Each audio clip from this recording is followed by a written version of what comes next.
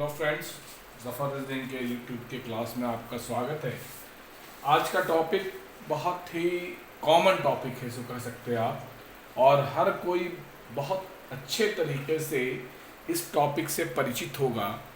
उस टॉपिक का नाम जो दिख रहा है आपका वो है ब्लड रिलेशन, रक्त संबंध। इसमें तो सवाल कई तरीके के आते हैं और हर एग्जामिनेशन में और हर लेवल में, ग्रेड 1 से लेकर के या यूं कहे क्लास 1 ऑफिसर से लेकर के एलडीसी ग्रुप डी तक, नीचे से लेकर के ऊपर तक इस चैप्टर से आपको प्रश्न मिलेंगे। और इसमें आपके पास 3 से 4 वैरायटी के प्रश्न दिखेंगे आपको। ठीक है, पहला वैरायटी एक आपका जो होगा इंट्रोडक्शन बेस्ड होगा, जो अक्सर रेलवे में नजर आएंगे आपको। इंट्रोडक्शन होगा। एक आप परिचय देते हुए, बी ने कहा उसकी माँ मेरी मौसी है, इस तरह के प्रश्न आपके पास। और दूसरा होगा वो आपके पास वो इंफॉर्मेशन बेस्ड होगा। मैंने बताया ये जाएगा कि ए और बी भाई हैं, उनके पिता का नाम सी है, सी जो है वो डी का बेटा है। इस तरह से फैमिली ट्री बनेगी और उस पर सवाल आपको दिए जाएंगे, 1 से 2 सवाल। तीसरा बहुत ही अहम चैप्टर है, खास करके वैसे विद्यार्थियों के लिए जो बैंकिंग की तैयारी कर रहे हैं, चाहे क्लरिकल हो या प्रोबेशनरी ऑफिसर का हो। उनके पॉइंट ऑफ व्यू से ये बड़ा ही इंपॉर्टेंट चैप्टर है। वो है टॉपिक है वो है सिंबॉलिक ब्लड रिलेशन, जिसमें किसी खास चिन्ह के माध्यम से आपको संबंध दर्शाया जाएगा और फिर उसी चिन्ह को फॉलो करते हुए आपको दिए गए प्रश्न को हल करने हैं। 1 से ज़्यादा सवाल भी होते हैं इस पर्टिकुलर वैरायटी पर। और चौथा जो पहले अक्सर आता था वो बड़े इंफॉर्मेशन होते थे, टैबुलर फॉर्म भी चलता था और साथ साथ ब्लड रिलेशन भी होता था, दोनों चीज़ साथ साथ। और उस पर 4 से लेकर के 8 सवाल तक आते थे।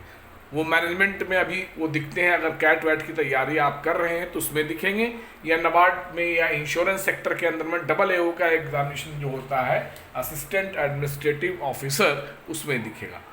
तो चलिए रक्त संबंध के बारे में शुरू करते हैं। इसमें कुछ कॉन्सेप्ट या बेसिक इंफॉर्मेशन जानते हैं, क्योंकि ये ऐसा टॉपिक है जिसको हर कोई संबंध बनाना, और ख़ास करके हम बिहारियों में ये बहुत ही आसान होता है कि हम संबंध को बहुत भली भांति परिचित होते हैं। लेकिन एग्जामिनेशन पॉइंट ऑफ व्यू से इसे समझना और बनाना ये एक अलग बात है। लेकिन अगर आप अपनी ज़िंदगी में इसे बेहतर तरीके से देखते और जानते हैं तो यहाँ वो ज़रूर आपका हेल्पफुल होगा। तो इसमें हम सबसे पहले ब्लड रिलेशन में बात करेंगे पीढ़ी की, जनरेशन की। जनरेशन कितने हैं और कौन कौन जनरेशन तक आपको सोचना है, और उसके बाद आपका जो रिश्ता है वो किस तरह का रिश्ता है, मैंने वो बातों को आप देखेंगे। ठीक है, मेल अलग और फीमेल अलग। तो चलिए पीढ़ी की हम बात करते हैं।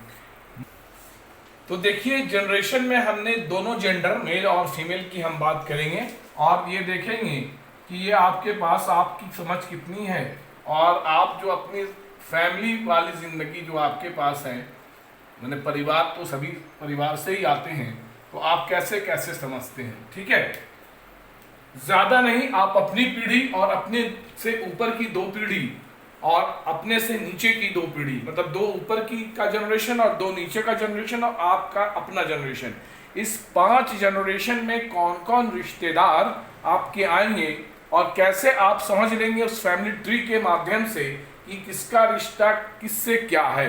ठीक है, तो मैंने मेल रखा है और फीमेल रखा है। अब देखिए ये जो बॉक्स बना रहे हैं, ये बॉक्स हम लोगों का अपने जनरेशन का, आपकी पीढ़ी, हमारी पीढ़ी। ठीक है, आज की पीढ़ी जो है, ठीक है, जो आपकी पीढ़ी है, आज की पीढ़ी का मतलब आपकी पीढ़ी की हम बात करेंगे। सेल्फ, चाहे वो स्टूडेंट मेल हो, मतलब लड़का हो, चाहे वो स्टूडेंट फीमेल हो या लड़की हो, सेल्फ। ठीक है, अब आ जाइए, आप खुद सोचिए कि आपकी पीढ़ी के कौन कौन लोग हैं। अगर जानते हैं तो बहुत क्लियर है, और नहीं जानते कई बार कंफ्यूजन होता है पीढ़ी में हम लोगों को समझने में, कि बाप को भी अपनी पीढ़ी का ही बता देते हैं, जबकि पिता आपकी पीढ़ी का नहीं है, आपसे ऊपर की पीढ़ी का है, ठीक ऊपर। ठीक है, आपकी पीढ़ी के आपके भाई बहन होंगे। ठीक है, मेल है तो ये ब्रदर, इंग्लिश में ही लिखेंगे, थोड़ा लिखना आसान होता है और समझना भी आसान होता है। फीमेल में बात करेंगे तो सिस्टर,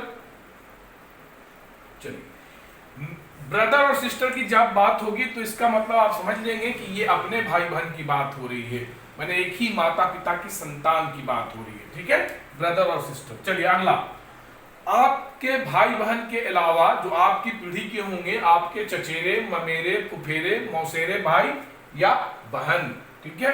अंग्रेजी के लिए बड़ा अच्छा है, ये कजन से ही काम चला लेता है, आप समझते रहिए कि हम क्या कह रहे हैं। कजन, ये आपका जेंडर डिनोट नहीं करता। कजन, कजन की बात करें अगर ए बी कजन है तो it does not mean that A is male और A is female, you can't determine it, आप नहीं निकाल सकते इसे, ठीक है। तो कजन में एक फायदा है आपके पास, ठीक है।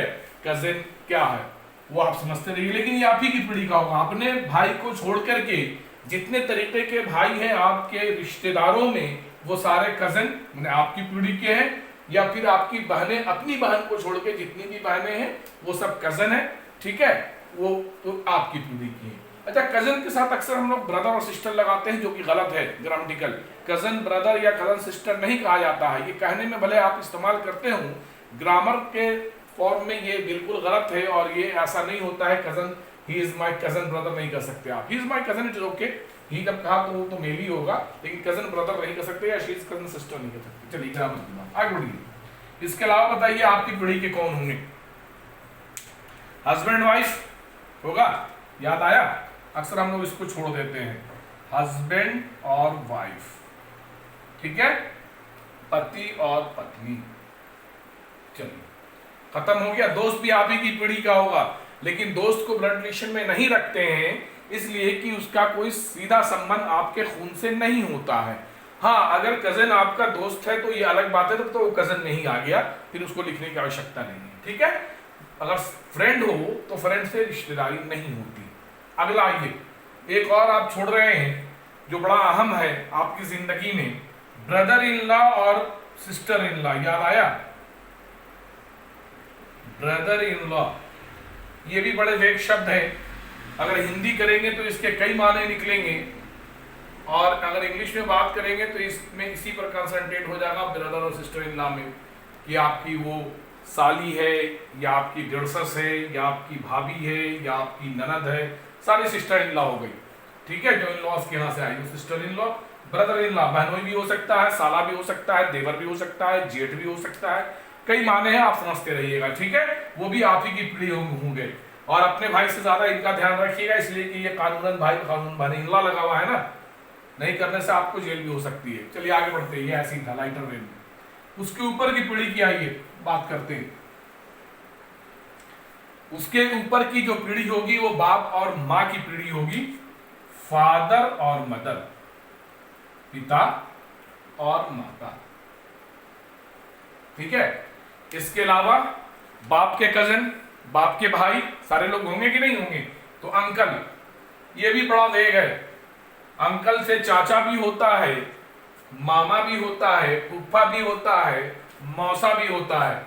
अब आप समझते रहिए कि क्या है, ये डिपेंड करता है इंफॉर्मेशन जो दिया गया है उसके ऊपर में, ठीक है। एक बात का ख्याल रखिएगा कि अगर अंकल में मैटरनल लग गया तब वो माँ साइड से हो गया, और पैटर्नल लग गया तो वो बाप साइड से हो गया। पैटर्नल अंकल चाचा फूफा, मैटरनल अंकल मामा मौसा, ठीक है। उसके अलावा एक और रह गए इन लॉ वाले, सास ससुर, फादर इन लॉ और मदर इन लॉ, ठीक है। कानूनन बाप की इज्जत जरूर कीजिएगा। चलिए आगे बढ़िए, ये पीढ़ी खत्म हो गई, अब कोई रिश्ता नहीं चलेगा। अगर आप कोई रिश्ता अगर अपने भाषा में सोचते भी हैं तो वो अंकल में ही एडजस्ट करेगा, इधर आंट में एडजस्ट कर जाएगा, ठीक है। चलिए आगे बढ़े। इसके ऊपर की पीढ़ी देखिए, आप अपने जस्ट ऊपर और ठीक ऊपर बाप के भी ऊपर, मैंने आपके दो ऊपर पीढ़ी जो हो गई वो दादा नाना की, दादी नानी की, ग्रैंडफादर और ग्रैंड मदर, ठीक है, ग्रैंड मदर। और फिर उसके बाद ये नाना भी होता है और नाना भी और दादा भी। पैटर्नल लग जाए तो एक बात का ख्याल रखिएगा, पैटर्नल ये ददियाल साइड हो गया, ठीक है, पिता के साइड से रिश्तेदारी हो गई, ठीक है।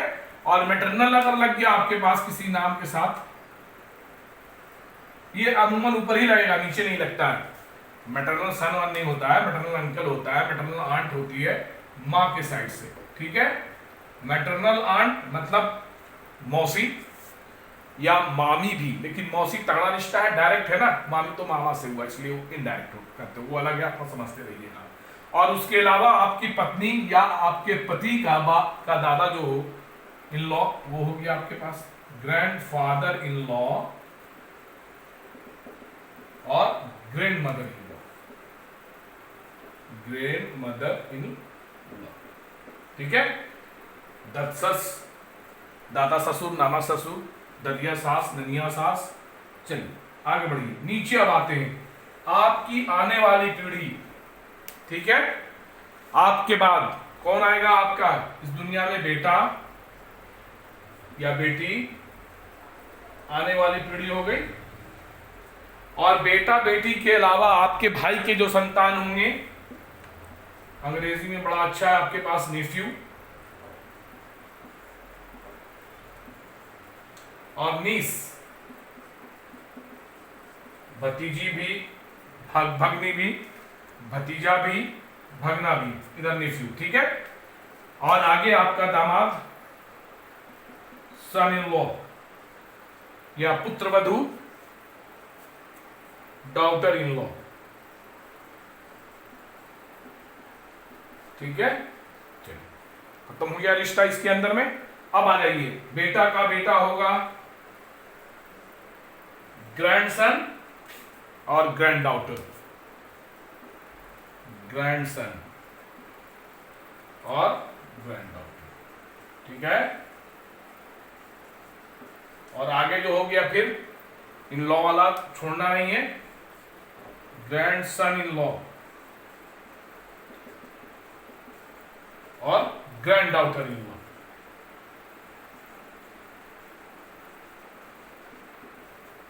चलिए रिश्ता खत्म, इतना समझना है आपको। ये आपका पूरा फैमिली चार्ट है।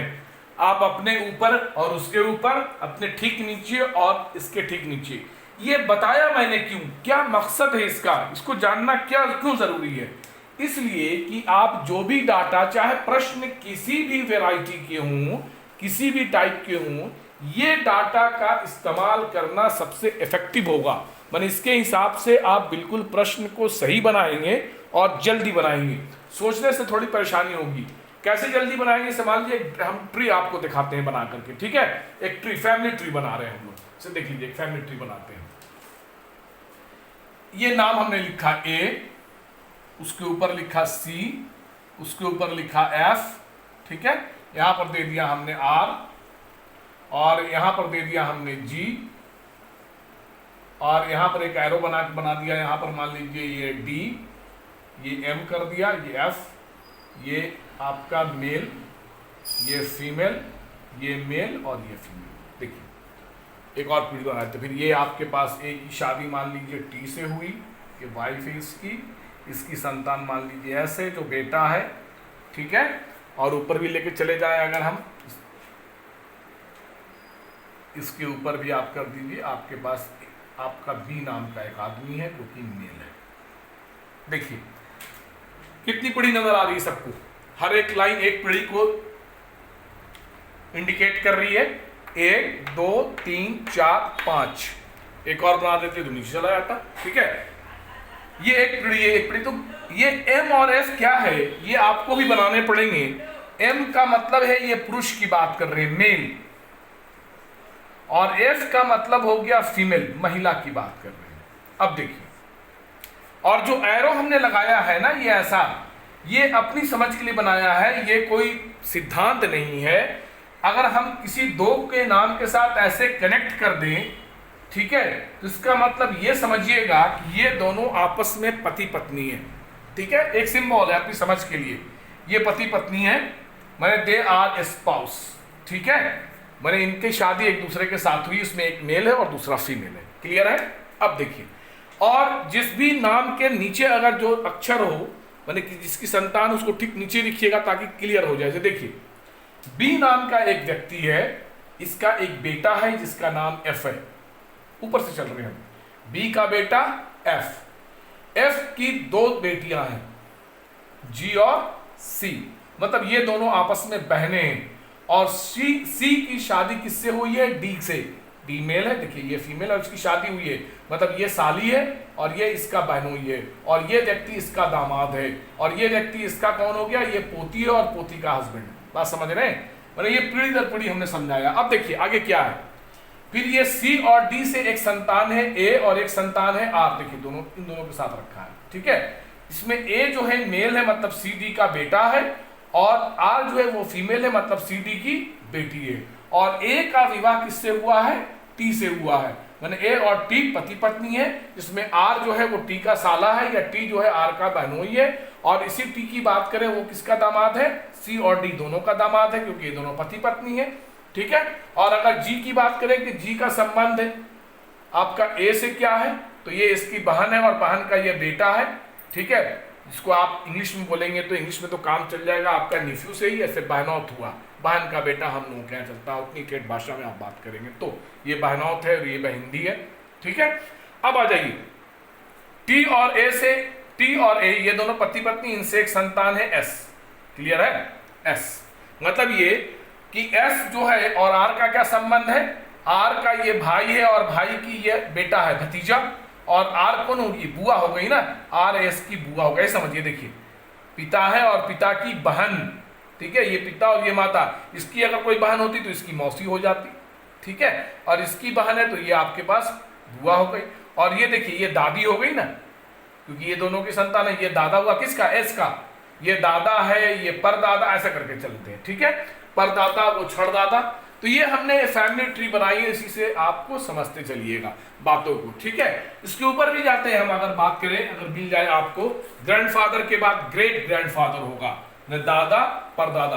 अब जितनी ऊपर जाएंगे ना उतनी बार आप ग्रेट जोड़ेंगे, एक बार ग्रेट ग्रेट ग्रैंडफादर, फिर 3 बार कहना हो तो ग्रेट ग्रेट ग्रेट ग्रैंडफादर, मतलब दादा, परदादा, छड़दादा, लकड़दादा, धकड़दादा, पकड़दादा, वो चलता चलेगा, उसका एंडलेस है। ये यूं कहें कि they are known as your forefathers, पूर्वज हैं, ठीक है। इतना तो क्लियर हो गया। अब देखिए कुछ टर्मिनोलॉजी, मतलब कुछ शब्द मिलेंगे इससे रिलेटेड, उसको थोड़ा कंसंट्रेट करेंगे आप। जैसे पैटर्नल आपने समझ लिया, मैटरनल आपने समझ लिया, ठीक है। कुछ शब्द और दिखेंगे आपको, जैसे आपको मिलेगा स्पाउस, पेरेंट्स और सिबलिंग्स, ठीक है। ये 3 टर्म को थोड़ा ध्यान दीजिएगा। पेरेंट्स हर लोग वाकिफ है ना इससे, पेरेंट्स,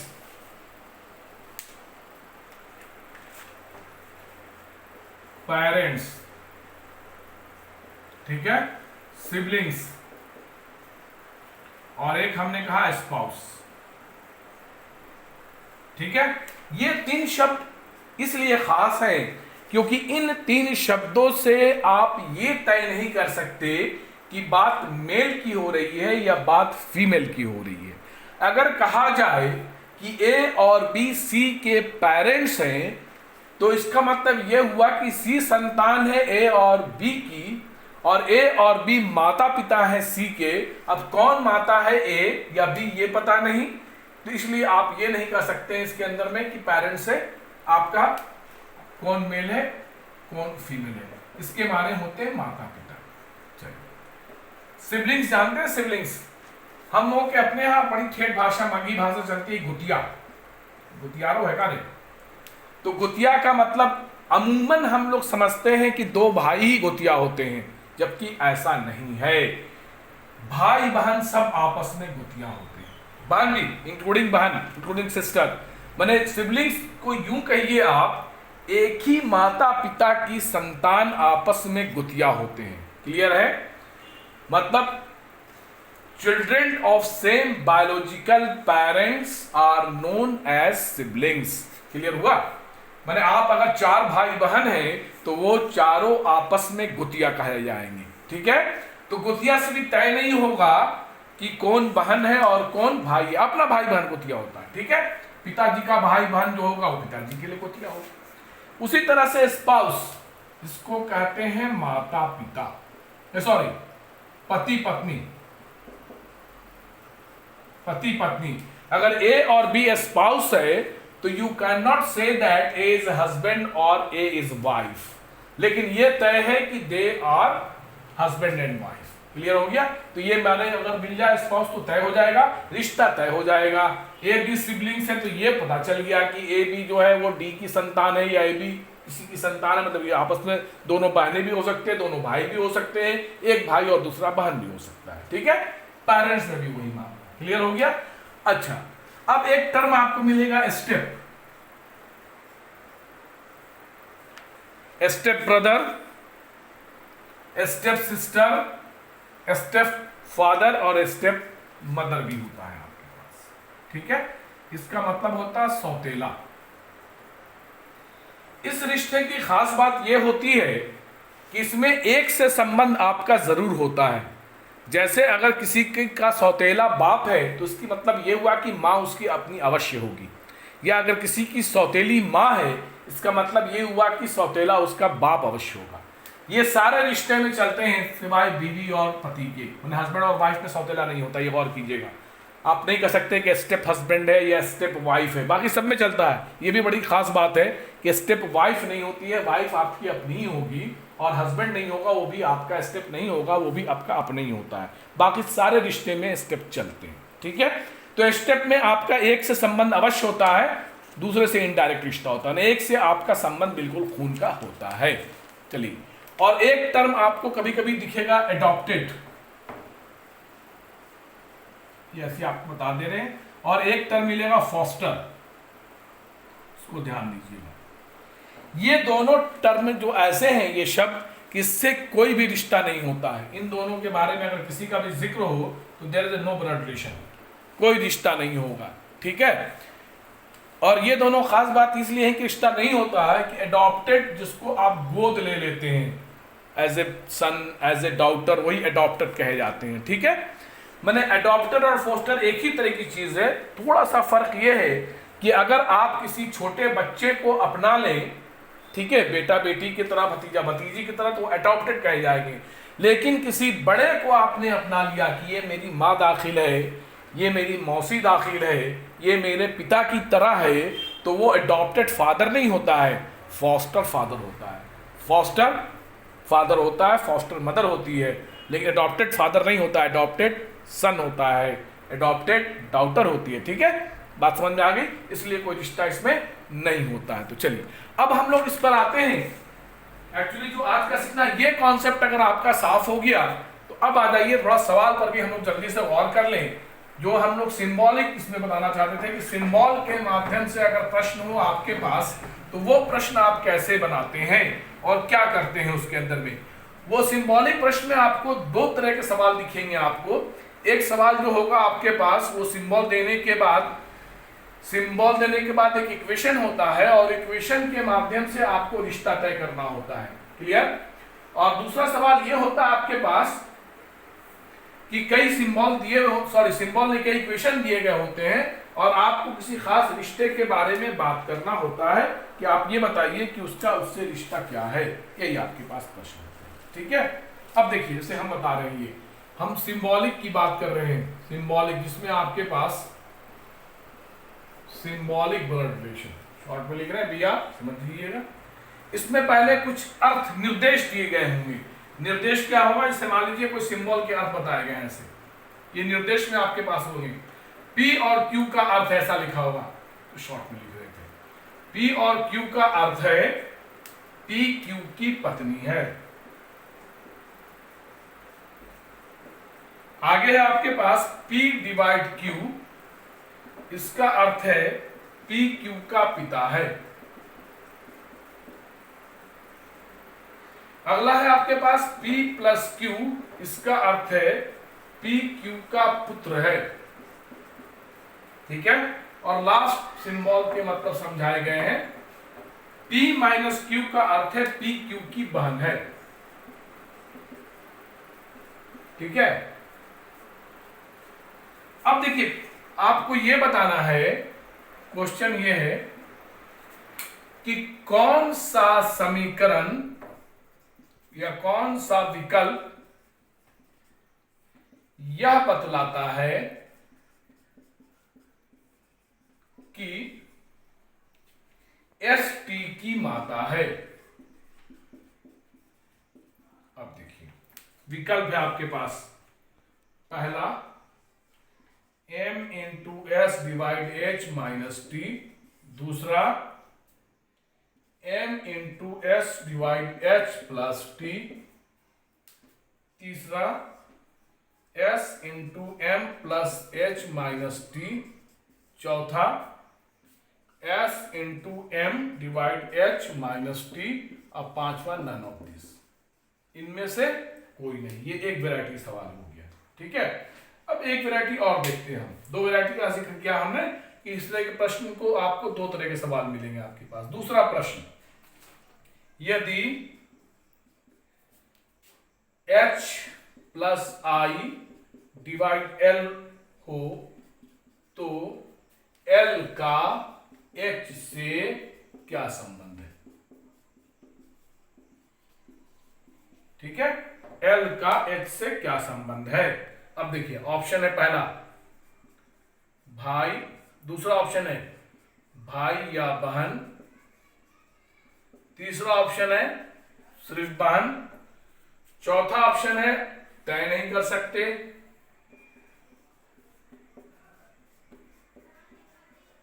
और पांचवा ऑप्शन है इनमें से कोई नहीं, नन ऑफ दिस। ठीक है, आइए ये सवाल आज के बाद गलती नहीं बनने चाहिए, बशर्ते कि आप इसके पहले की सारी चीजों को अगर सीख चुके हैं या पीढ़ी समझते हैं और उसकी सेटिंग समझते हैं तो। ठीक है, देखिए इसमें आपको सिंबल के अर्थ पर ध्यान देना होगा, क्योंकि हर सिंबल के अपने अलग माने हैं। देखिए इनटू का क्या मतलब है?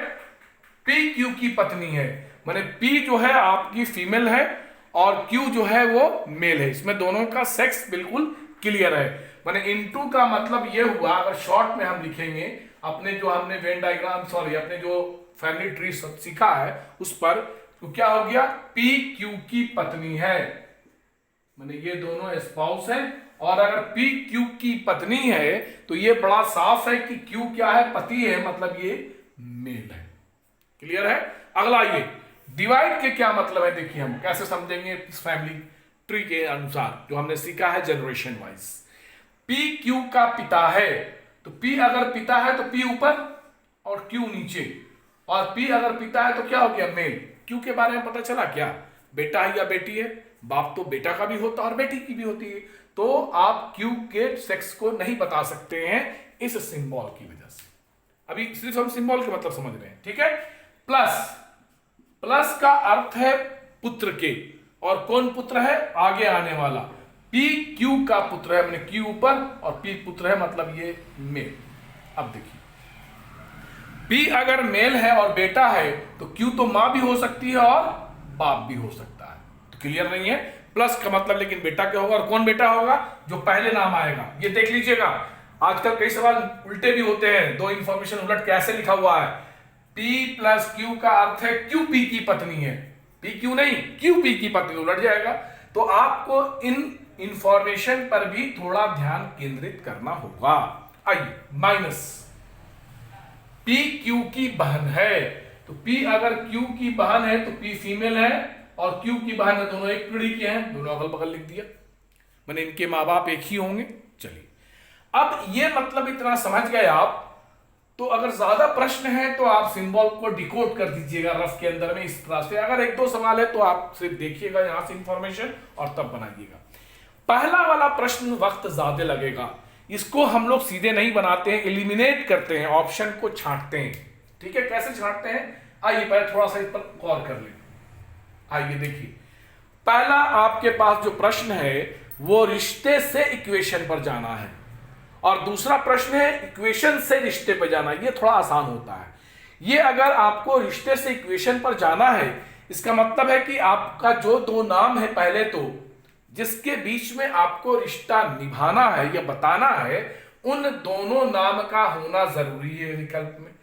मैंने इन प्रश्नों को रिश्ते से आपको जो इक्वेशन ढूंढना है उसको हम लोग सारे इक्वेशन चेक नहीं करते हैं, मैंने उसको डिकोड नहीं करते, बल्कि हम लोग कुछ टेक्निक फॉलो करते हैं और इलिमिनेट करते हैं छटनी के साथ। तो कुछ ऑप्शन आपके छट जाएंगे, कैसे छटेंगे आइए थोड़ा सुन लीजिए और से। एस टी की माता है तो दो नाम का होना जरूरी है। देखिए एस टी इसमें भी है, एस टी इसमें भी है, एस टी यहां भी है, एस टी यहां भी है।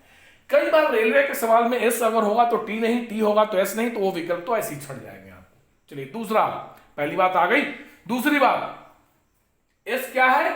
टी की माता है। तो अगर एस टी की माता है मतलब फीमेल है, माता होने के लिए एस को क्या होना चाहिए? एस को फीमेल होना जरूरी है। मतलब यह कि एस के साथ वो सिंबल होगा जो एस के फीमेल होने को इंडिकेट करे। अब देखिए ऊपर जो दिया गया इंस्ट्रक्शन है वो डिवाइड और प्लस दोनों मेल को डिनोट कर रहा है कि नहीं, बाप और बेटा। अगर एस के साथ डिवाइड हो जाए या एस के साथ प्लस सिंबल हो तो क्या कभी आंसर हो सकता है क्या? अगर एस अगर पिता हो गया मतलब पुरुष हो गया तो मां कैसे होगा? और एस अगर प्लस लगा हुआ है मतलब बेटा हो गया तो मां कैसे होगा?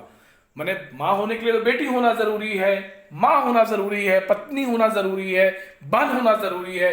तो इसका मतलब हुआ कि एस के साथ वो सिंबल जो उसके मेल को दर्शाए वो नहीं चलेगा हमें। तो वो पहले चेक कर लेते हैं। देखिए पहला विकल्प, एस के साथ कौन सा सिंबल लगा हुआ है? डिवाइड ना। और एस क्या हो गया? पिता हो गया एच का। तो एस कभी जब बाप हो जाएगा तो क्या मां हो सकता है?